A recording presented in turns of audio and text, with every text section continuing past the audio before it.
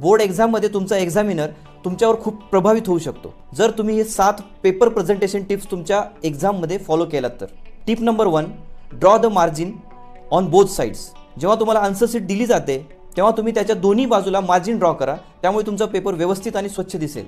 आणि अक्षर सुंदरच असावं असं नाही, असेल सुंदर तर चांगलीच गोष्ट आहे, पण पेपर हा स्वच्छ खाडाखोड न केलेला असावा. Number 2, always mention the section. जेव्हा तुम्ही एखादा सेक्शनचा क्वेश्चन सॉल्व्ह करता त्यावेळी सेक्शनचं नाव लिहायला विसरू नका. वर सेक्शनची हेडिंग लिहा आणि शक्यतो त्या सेक्शनचे क्वेश्चन्स तिथेच सॉल्व्ह करा. Number 3, mention the question number. जेव्हा तुम्ही एखादा क्वेश्चन सॉल्व्ह करताय तर त्या क्वेश्चनचा नंबर लिहायला विसरू नका. तो क्वेश्चन नंबर कोणता आहे तो प्रॉपर तिथे मेन्शन करा. Number 4, draw diagram. जेव्हा तुम्हाला वाटतंय की त्या क्वेश्चनसाठी डायग्रामची गरज आहे तेव्हा डायग्राम ड्रॉ करा, पण ती डायग्राम पेन्सिलने ड्रॉ करा, पेनने नाही. Number 5, gap between 2 answer. जेव्हा तुम्ही एकाच पेजवर 2 क्वेश्चनचे आन्सर लिहिताय तर ते आन्सर सेपरेट दिसण्यासाठी त्या 2 लाईनचा गॅप ठेवा व एखादी लाईन ड्रॉ करून घ्या. Number 6, long answer in pointer format. जेव्हा तुम्ही लॉंग आन्सर लिहिताय तर ते आन्सर पॉइंटर फॉर्मॅटमध्ये लिहा, पॅरेग्राफ फॉर्मॅटमध्ये नाही.